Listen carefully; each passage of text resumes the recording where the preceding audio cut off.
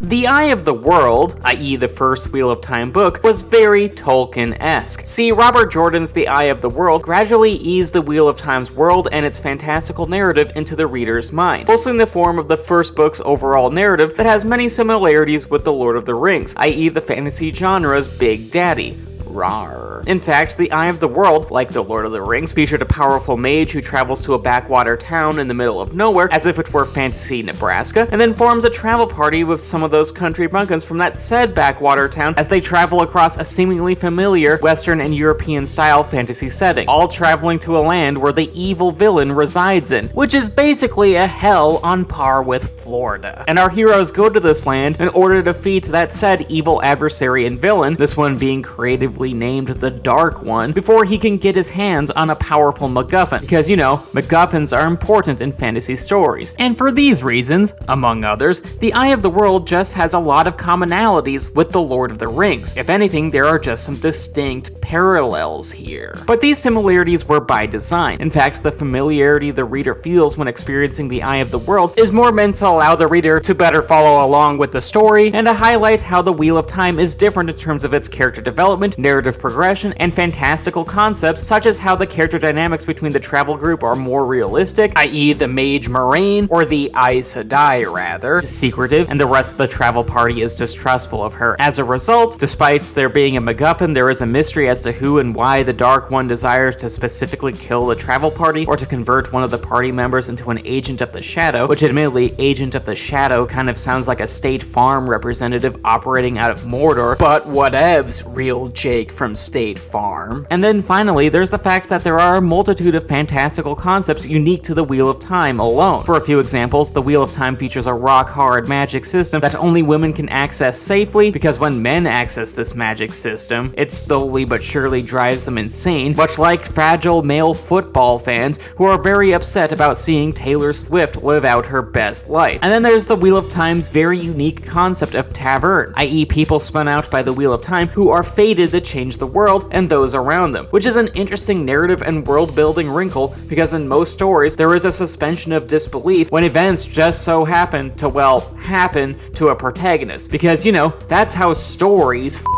happen, obviously. Yet in the Wheel of Time, the existence of Tavern delivers an in-narrative justification as to how and why certain events occur to these characters, because if anything, random encounters with plot and story necessary side characters are not actually random encounters, but rather were actually fated and more likely to occur because certain characters were Tavern, which is just truly a genius narrative invention that greatly increases the reader's suspension of disbelief, because with Tavern, random happenstance is no longer random happenstance, something that really allows the Wheel of Time's character development and narrative world building to feel unique. But still, with that being said, there are criticisms that The Eye of the World is Tolkien derivative. While yes, The Eye of the World features a lot of uniquities that separate it from being a one-to-one clone of The Lord of the Rings, and its similarities with Tolkien's masterwork were probably by design. I mean, The Eye of the World's narrative is familiar, thus making it easier for new readers to understand all of the Wheel of Time's various differences, intricacies, and inevitable variations in comparison to The Lord of the Rings. This just doesn't change the fact that The Eye of the World can only really work and exist because of the similarities to LOTR, because ultimately it is a very unique take on an established Lord of the Rings blueprint, and thus can only really exist because of J.R.R. Tolkien's previous work. However, the Wheel of Time series truly came into its own with Robert Jordan's second Wheel of Time book, i.e. The Great Hunt.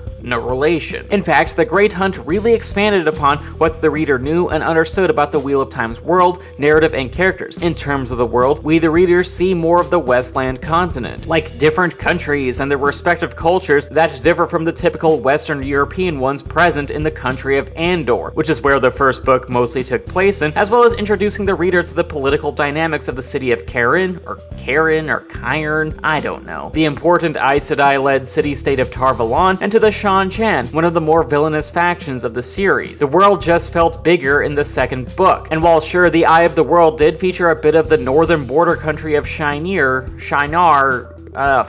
me, a place that definitely deviates from Andor's Western European aesthetic. We learn way more about that said culture and country in the second book, especially with gender dynamics, cuisine, dress, and such. The Great Hunt just explores more aspects of this country, and by extension most of the Westland continent, than compared to what was shown in the previous novel. Then in terms of the narrative, we learn more about how channeling the One Power works, and in how the story is structured in a way that is very different from the more, comparatively speaking, Tolkien-adjacent previous entry, The Eye of the World. Because in The Great Hunt, the three lead male characters of Rand, Mat, and Perrin chased the detestable Padan Fain across the Westland continent due to how Fain had seized the Horn of Valir, a really important artifact that when sounded can call past historical heroes bound by the Wheel of Time itself in order to fight alongside whoever sounded that said horn. Heroes who are very capable in combat like Archer Hawking, Birgit Silverbow, and probably T.S. Eliot, a man whose pretentious twaddle has been weaponized as an agent of unmistakable boredom in many a college classroom. Because truly, T.S. Eliot is a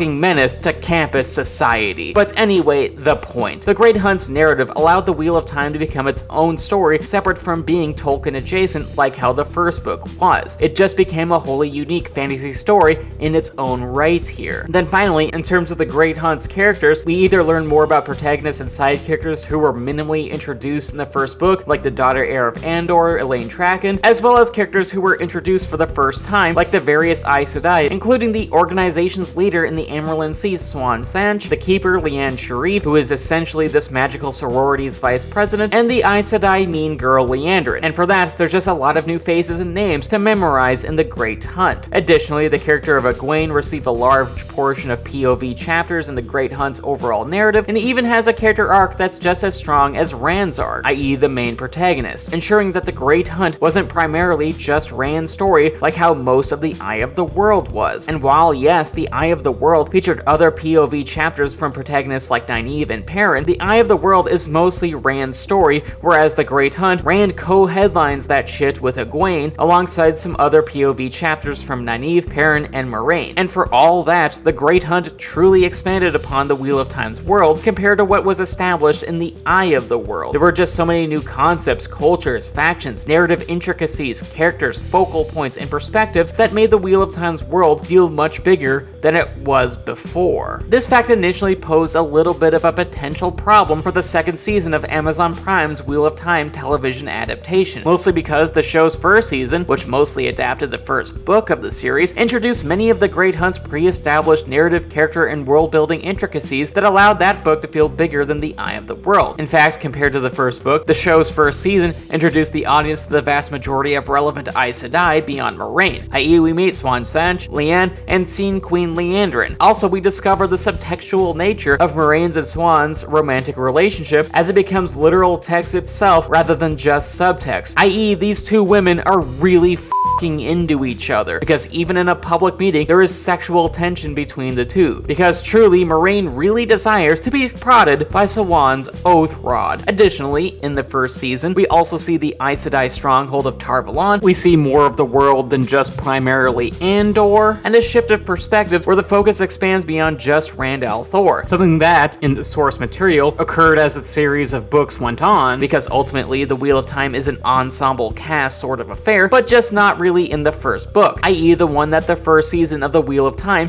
is primarily adapting. And for that, with season 1, the adaptation showed a bigger world than just what was in the book. While sure, season 1 did miss a couple notable characters and sequences, the city of Caemlyn, i.e. Andor's capital, and important characters like the daughter heir of Andor and Elaine, her half-brother Glad, and her full brother in the oh-so-beloved character known as Gawain, so likable. Season 1 ultimately showcased more of the Wheel of Time's world than the first book of its source material. It just revealed more. And admittedly, this was overall a smart decision on the showrunner's part. While yes, I have a lot of issues with the first season, expanding the scope of the story compared to that of the first book was not one of them. After all, focusing on characters besides Rand embodied how the Wheel of Time story itself is about more than just one main protagonist, showcasing more of the world and the Aes Sedai, allowed the narrative to avoid being labeled as Tolkien adjacent, and unveiling Tar Valon earlier was a smart move in season 1, given that Tar Valon is the most iconic location in the Wheel of Time series, series besides maybe the Two Rivers, i.e. the aforementioned middle of nowhere area where the vast majority of our heroes come from. But even with that caveat, Tar Valon is just the coolest. It's a big city-state where the organization of powerful women reside in. It's inherently awesome. And for that, season 1 was in the right when it came to showcasing some of the Wheel of Time's later intricacies. It was a good idea. But still, that left the question of what would the second season introduce and reveal in order to keep audiences engaged. After all, seeing as many of Book 2's reveals occurred in the first season, there was the predicament of what would feel new in season 2. And to partially answer, there were plenty of new elements that were either taken from the first book, ideas adapted from the second book, intricacies in characters introduced from later books, and other concepts that were very much expanded upon that the book series didn't really do as much, and ways that overall added to the story, ways that I will be explaining in a future video. Because yes, this is a two-parter. Sorry, but not that sorry. To be continued in part 2.